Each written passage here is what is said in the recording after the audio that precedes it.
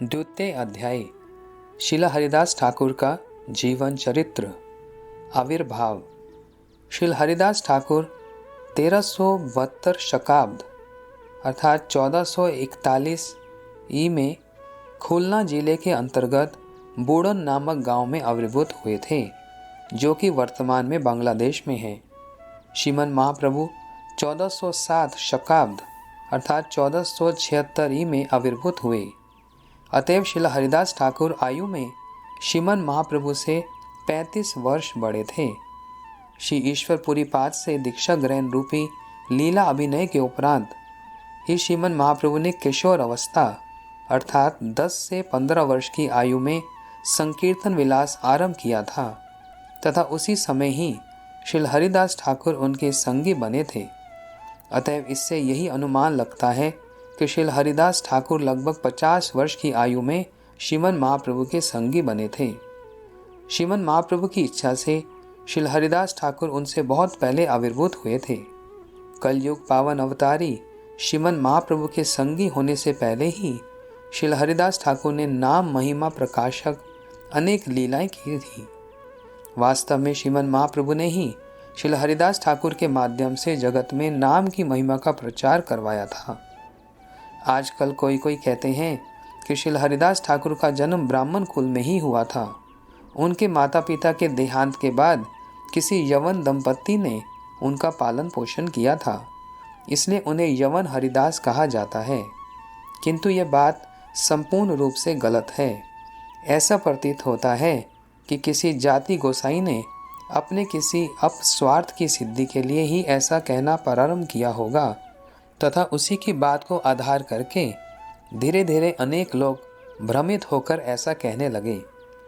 श्रील हरिदास ठाकुर के यवन कुल में आविर्भूत होने के कारण श्री चैतन्य लीला के व्यास श्रील वृंदावन दास ठाकुर ने स्वरचित श्री चैतन्य भागवत आदि खंड 16, 237, 240 में स्पष्ट रूप से लिखा है, जाति कुल सब निरर्थक बुझाइते जन्म लेन नीच कुले प्रभुर आज्ञा थे। अर्थात जागतिक सत असत कर्मों के फलस्वरूप बद्ध जीव उच्च नीच योनि में जन्म ग्रहण करता है।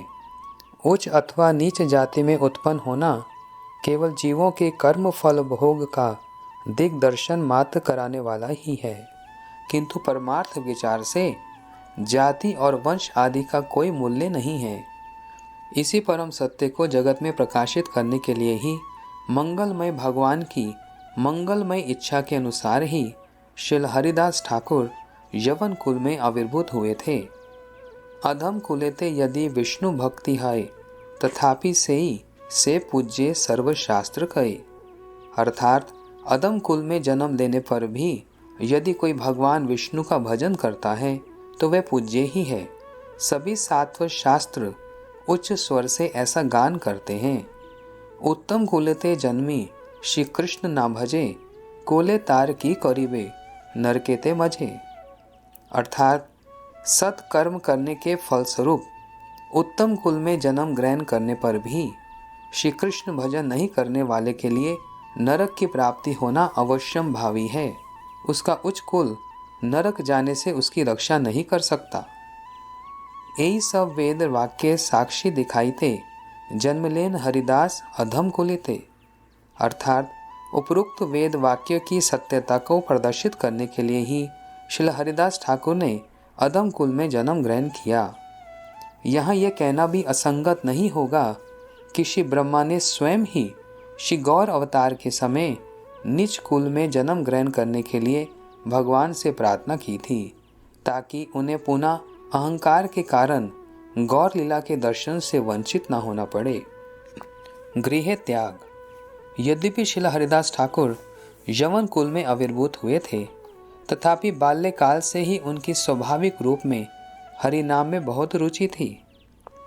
बचपन में ही उनके माता पिता परलोक सिधार गए थे, अतः ये अपने घर तथा गांव को त्याग कर यशोहर जिले के एक गांव बेनापोल में आ गए। उस समय इन्होंने किशोर अवस्था को पार कर युवा अवस्था में प्रवेश मात्र किया था। बेनापोल के जंगल में ही वे एक निर्जन स्थान में कुटी बनाकर भजन करने लगे। श्रील हरिदास ठाकुर प्रतिदिन अपतित रूप से 3 लाख हरिनाम करते थे तथा तुलसी की सेवा करते थे, अर्थात नित्य प्रति तुलसी को जल प्रदान करते थे, उनकी परिक्रमा तथा स्तुति आदि करते थे। परमार्थिक जीवन के आरंभ से ही विषयों के प्रति संपूर्ण रूप से उदासीन। श्री हरिदास ठाकुर जीवन निर्वाह मात्र के लिए ब्राह्मणों के घर जाकर भिक्षा करते थे। देह यात्रा के लिए इस भोजन के अतिरिक्त किसी भी अन्य वस्तु के संग्रह के लिए वे तनिक भी प्रयास नहीं करते थे। उनका पूरा समय भजन करने में ही व्यतीत होता था। भजन में उनकी प्रगाढ़ निष्ठा, उनकी निष्किंचनता तथा उनकी वैष्णवता के कारण सभी लोग उनके प्रति बहुत श्रद्धा और सेवा की भावना रखते थे।